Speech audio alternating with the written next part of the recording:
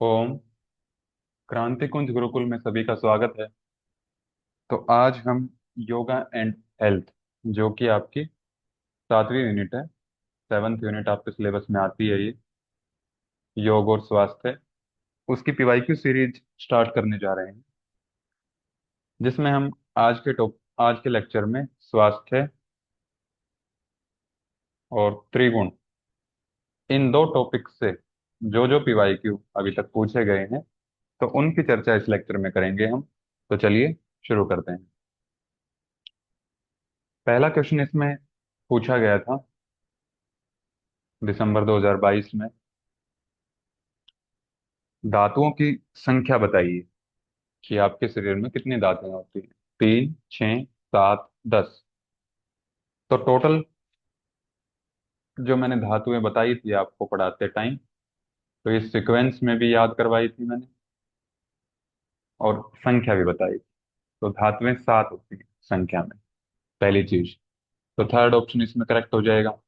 इसमें दूसरा क्वेश्चन क्या बन सकता है कि धातुओं के नाम दे देंगे आपसे और पूछेंगे कि इसको बढ़ते हुए क्रम में या फिर घटते हुए क्रम में अरेंज कीजिए। तो सीक्वेंस आपको ध्यान रखनी है इसमें। पहले नंबर पर आएगा रस, दूसरे नंबर पर आएगा रक्त, मेद, सॉरी मांस, मेद, अस्थि, मज्जा और शुक्र। तो ये सीक्वेंस आपको एज इट इज याद रखनी है, क्योंकि रस धातु जब बन जाती है तो उसी का पाचन होके, उसी का पाक होके, फिर उसके बाद रक्त धातु बनती है। रक्त धातु का पाचन होने के बाद, पाक होने के बाद मांस धातु, मांस धातु का जब पाक होता है तो मेद, मेद से फिर अस्थि, अस्थि से फिर मज्जा, और मज्जा से लास्ट में शुक्र बनता है। तो टोटल कई बार ये पूछ लेते हैं कि कितना समय शुक्र धातु के निर्माण में, मान लिया आज आपने कोई खाना खाया, तो शुक्र धातु कितने दिन में बनेगी। तो लगभग जो टाइम बताया गया है, 28 दिन का बताया गया है, कि जो आप आज खाना खाएंगे उस खाने से जो शुक्र धातु बनेगी वो 28 दिन के बाद बनती है। इसीलिए शुक्र की रक्षा या फिर ब्रह्मचर्य का पालन आयुर्वेद में बताया गया है, योग में बताया गया है। तो ये था आपका सिंपल सा ही क्वेश्चन था। इसके बाद अगला क्वेश्चन आता है, जनवरी 2017 का है ये। आयुर्वेद के किस आचार्य के अनुसार सम दोष है, समाग्नि, सम धातु मलक्रिय स्वास्थ्य के विशिष्ट लक्षण है। आचार्य चरक, आचार्य सुश्रुत, आचार्य काश्यप, आचार्य वाग्भट। तो सम दोष यानी कि जो दोष हैं, दोष मैंने 3 बताए थे आपको, वात, पित्त और कफ, ये समान अवस्था में बने रहें, यानी कि ये कुपित ना हो। और जो अग्नि है, अग्नि 13 प्रकार की बताई थी, तो 5 हो जाती है भूताग्नि, यानी कि जो महाभूत होते हैं, आकाश, वायु, अग्नि, जल, पृथ्वी, तो उनसे रिलेटेड अग्नि होती है 5। 7 जो मैंने धातुएं बताई, तो उनसे रिलेटेड होती हैं 7 धातुआग्नि, और एक होती है जठराग्नि। तो ये 13 प्रकार की अग्नि बताई है, और ये भी कैसी होनी चाहिए, सम अवस्था में होनी चाहिए, ना बढ़ी हुई ना घटी हुई। आगे बोलता है सम धातु, धातुएं जो अभी हम 7 करके आए हैं वो भी समान अवस्था में प्रेजेंट हो। और मल, मल भी शरीर के 3 बताए गए हैं, स्वेद, मूत्र और पुरीश। ये तीनों भी ना बढ़े हुए हों ना घटे हुए हों, समान अवस्था में शरीर में प्रेजेंट हों। तो ये स्वास्थ्य के लक्षण बताए गए हैं, और ये आचार्य सुश्रुत ने बताए। तो सम दोष, सम आग्नि, सम धातु मलक्रिया, प्रसन्न आत्म इंद्रिय, मन स्वस्थ इति विधीयते। तो ये सुश्रुत संहिता के सूत्र स्थान में 15वें चैप्टर में 41 नंबर का ये श्लोक है। तो आचार्य सुश्रुत इसका करेक्ट आंसर हो जाएगा। ठीक है। इसमें से बाकी क्वेश्चन भी, ये सारी चीजें इंपॉर्टेंट हैं, तो सारी आपको ध्यान रखनी है, किसी में से भी क्वेश्चन बन सकता है, क्योंकि इजी कंसेप्ट है ये। फिर अगला क्वेश्चन इसमें आता है, तो 2 इसमें स्टेटमेंट दी हुई है, एक असर्शन और एक रीजन। तो उसके अनुसार आपको ऑप्शन सेलेक्ट करना है। असर्शन दिया है, मनुष्य का जो स्वास्थ्य होता है वो बहुआयामी होता है। स्वास्थ्य केवल, इसके लिए तर्क क्या दिया है, रीजन क्या दिया है, स्वास्थ्य केवल बीमारी या असक्तता की अनुपस्थिति नहीं, बल्कि पूर्ण शारीरिक, मानसिक और सामाजिक सुख की अवस्था है। तो ये चार ऑप्शन इसमें आपको दिए थे। बहुआयामी का मतलब हम समझ लेते हैं पहले। मतलब इसके दो से ज्यादा आयाम है, दो से ज्यादा डायमेंशन है, मल्टी डायमेंशनल होता है। फिर इसका रीजन क्या बोल रहा है कि मल्टी डायमेंशनल कैसे है ये?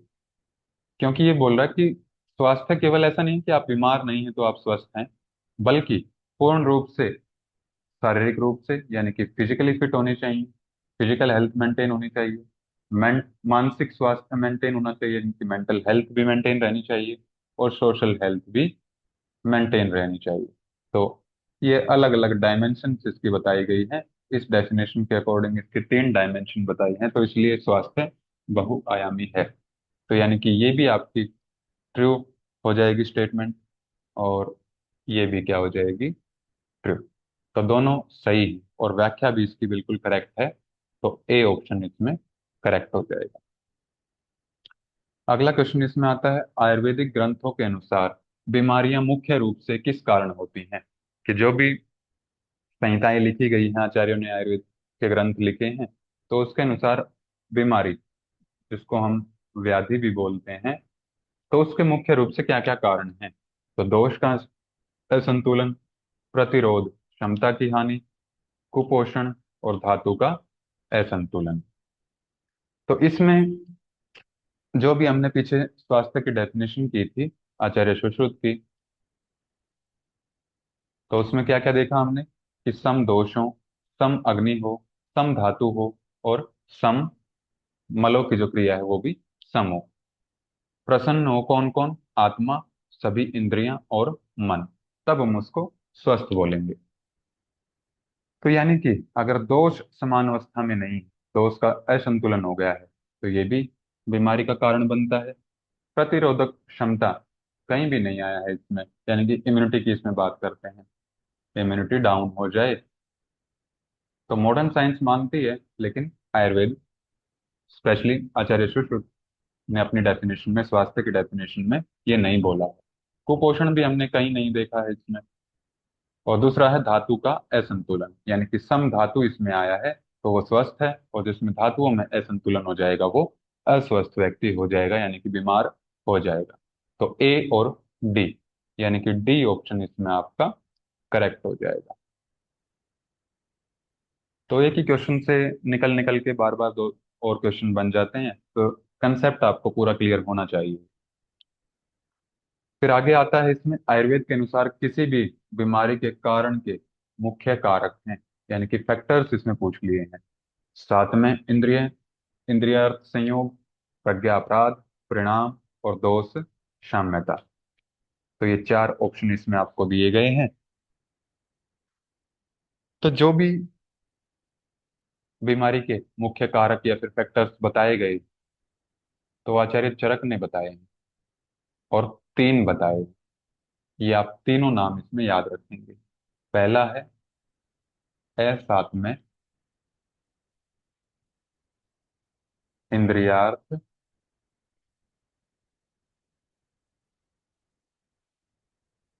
संयोग, यानी कि जो इंद्रियों का मन से संयोग होता है, मन से जो रिलेशन बनता है, वो कैसा हो, साथ में ना हो, यानी कि आइडियल ना हो, असाथ में। फिर दूसरा आता है इसमें परिणाम, और इसी को दूसरे शब्दों में या फिर इसी का सिनोनिम मानते हैं हम काल।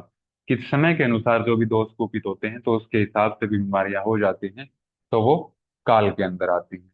और एक आता है इसमें प्रज्ञा अपराध, जिसमें सबसे मेन यानी कि महान अगर कारण पूछें तो प्रज्ञा अपराध ही होता है। तो इसमें आप क्या आ जाएंगे, जो यहाँ पर लिखा है सात में इंद्रियार्थ संयोग, तो बीमारी का कारण नहीं है ये, ठीक है। ये आरोग्यता का, यानी कि हेल्थी कंडीशन का, स्वास्थ्य का ये कारण है। प्रज्ञा अपराध, तो ये भी हो जाएगा, परिणाम भी हो जाएगा, दोषों की साम्यता, इससे भी बीमारियां जो हैं नहीं आती। तो सेकंड और थर्ड, यानी कि फर्स्ट ऑप्शन इसमें आपका करेक्ट हो जाएगा। आसान क्वेश्चन है, ज्यादा घबराने वाली इसमें कुछ बात है नहीं। अब ये त्रिगुण से एक क्वेश्चन पूछा गया है कि सकारात्मक अभिवृत्ति, प्रसन्नता, हल्कापन, आध्यात्मिक जागृति और चेतना निम्नलिखित में से किसकी विशेषताएं हैं? तो रजगुण की हैं, सत्व गुण की हैं, रज या तव तम गुण दोनों की हैं, या फिर अकेले तम गुण की हैं। तो ये आपसे पूछा गया था कि सकारात्मक यानी कि पॉजिटिव थॉट्स आए, वो हमेशा खुश रहे, प्रसन्न रहे, लाइटनेस बॉडी में रहे, भारीपन ना आए, स्पिरिचुअल उसकी जो कॉन्शियस है वो जागृत हो जाए, और वो कॉन्शियस अवस्था में पहुंच जाए। तो ये सारी चीजें सत्व गुण में आती हैं। तो बी ऑप्शन इसमें करेक्ट हो जाएगा। तो जो भी पॉजिटिव वाइब्स आपको जिस भी क्वेश्चन में मिल जाती हैं, तो वो सत्व गुण का ही एग्जाम्पल होता है। ठीक है, त्रिगुण में हमने तीन बताए थे। तीन गुण होते हैं, सत्व, रज और तम। तो नाम भी सारे आपको याद रखें। अगला क्वेश्चन आता है, दिसंबर 2019 में पूछा गया था। ये दो स्टेटमेंट दी हुई है, एक असर्शन एक रीजन। तो असर्शन में इसने बोला है, सात्विक लोग सात्विक ईश्वर की पूजा करते हैं। तो ये तो बिल्कुल ही सत्य बात है, ट्रू है ये। सात्विक लोग गरम, नमकीन और स्वादिष्ट भोजन पसंद करते हैं। अब जो सात्विक लोग होंगे, ईश्वर की पूजा तो करते हैं, लेकिन सात्विक भोजन ही उन्हें पसंद होता है। गरम, नमकीन, ये राजस प्रकृति के लोग जो हैं वो पसंद करते हैं। जो सात्विक लोग होंगे वो कौन से होंगे, यानी कि ये स्टेटमेंट आपकी हो जाएगी फॉल्स। और अगर सात्विक लोगों की बात करें, तो ये आपका मधुर, स्निग्ध, यानी कि चिकनाई वाला और लघु आहार जो है पसंद करते हैं। मतलब हल्कापन हो खाने में, जिससे कि बॉडी में तमस ना बढ़े, आलस ना आए। तो यानी कि पहली स्टेटमेंट इसमें ट्रू है और दूसरी फॉल्स है। तो सी ऑप्शन इसमें आपका करेक्ट हो जाएगा। तो बहुत ही बेसिक क्वेश्चन इसमें पूछे जाते हैं हमेशा। डीप से आपको ज्यादा क्वेश्चन नहीं मिलेंगे। आपने नॉर्मल सा ऐसा कंसेप्ट समझ लिया तो सारे क्वेश्चन आपके लग जाएंगे। फिर अगला, फिर त्रिगुण से क्वेश्चन पूछ लिया है, सत्व, रज और तमस के आधार पर मानस प्रकृति की कुल संख्या कितनी है? यानी कि मानसिक प्रकृतियां टोटल कितनी है? तो ये करके भी आए थे हम पीछे, सत्व, रज और तम। इसको याद करने के लिए एक ट्रिक भी बताई थी कि 763, 763, ये संख्या आप याद कर लीजिए। और इसी सीक्वेंस में इनके भेद होते हैं। यानी कि जो सात्विक प्रकृतियां होती हैं वो 7 होती हैं, राजसिक प्रकृति 6 होती हैं, तामसिक प्रकृति 3 होती हैं, और टोटल ये 16 मानसिक प्रकृतियां बन जाती। तो डी ऑप्शन इसमें आपका करेक्ट हो जाएगा। अगला क्वेश्चन इसमें आता है, विश्व स्वास्थ्य संगठन की स्वास्थ्य की परिभाषा में स्वास्थ्य के किस आयाम का उल्लेख नहीं किया गया है? शारीरिक, मानसिक, आध्यात्मिक या फिर सामाजिक? Which dimension of health is not mentioned in the world health organization definition of health? Physical, mental, spiritual या फिर सोशल? तो पहले देख लेते हैं कि इसकी डेफिनेशन क्या होती है। आप में से बहुत सारों को पता होगा पहले से ही, लेकिन फिर भी मैंने लगा दी है इसमें। तो हेल्थ, ये WHO की डेफिनेशन जो है हेल्थ की है। Health is a state of complete physical, यानी कि शारीरिक स्वास्थ्य भी हो उसका, मानसिक स्वास्थ्य भी हो, और सोशल स्वास्थ्य भी उसका होना चाहिए।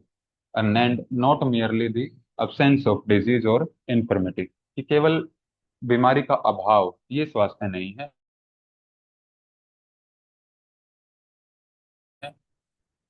और सामाजिक रूप से भी स्वस्थ होना चाहिए। यानी कि कौन सा कंपोनेंट इसने नहीं बताया है? तो आध्यात्मिक पक्ष WHO नहीं मानता है, स्पिरिचुअल कंसेप्ट वो नहीं मानता है। तो सी उसने उल्लेख नहीं किया है। तो काफी सिंपल क्वेश्चन है। अगर ये डेफिनेशन, क्योंकि जब भी हम हेल्थ की बात करते हैं तो ये डेफिनेशन हम पढ़ते ही, सबसे कॉमन डेफिनेशन है ये। तो अगर आपने पढ़ रखा है तो ये सारे क्वेश्चन आपके लग जाएंगे। फिर अगला क्वेश्चन इसमें आता है, प्रज्ञा अपराध में क्या क्या चीजें शामिल नहीं हैं? धीभ्रंश, धृति, मनोवृत्ति, या फिर स्मृति। तो इसमें से क्या चीज जो है वो प्रज्ञा अपराध में शामिल नहीं है? प्रज्ञा यानी कि जो आपकी प्रज्ञा अपराध, मैंने बताया था कि बीमारी जब भी होती है तो ये मेन कॉज होता है, यानी कि प्राइमरी कॉज ये है, महान कारण ये है। और प्रज्ञा अपराध होता क्या है? आचार्य चरक ने इसकी डेफिनेशन बताई है।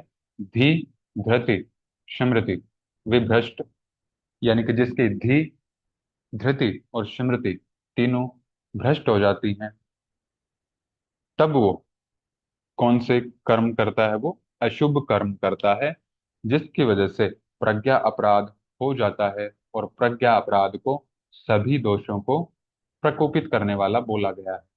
ठीक है, तो इसलिए महान कारण भी इसको बोला गया है। सर्व दोष प्रकोपक, यानी कि जो तीन दोष हैं और दो मानसिक दोष हैं, सभी को प्रकोपित कर देता है प्रज्ञा अपराध। तो आचार्य चरक ने अपने सारे स्थान में पहले अध्याय में 102 नंबर श्लोक में ये डेफिनेशन बताई है। ये भी आपसे पूछ सकता है, ये भी बहुत ही अच्छा क्वेश्चन बन जाता है कि सर्व दोष प्रकोपक किसको बोला गया है? तो वो प्रज्ञा अपराध को ही बोला गया है। यानी कि इसमें धी भ्रंश भी है, धृति विभ्रंश भी है, और स्मृति भ्रंश भी है। कौन सा इसमें नहीं है? मनोवृत्ति भ्रंश।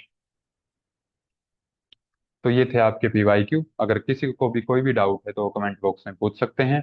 आज के लिए इतना ही रखेंगे, मिलते हैं अगले वीडियो में। सभी को ओम।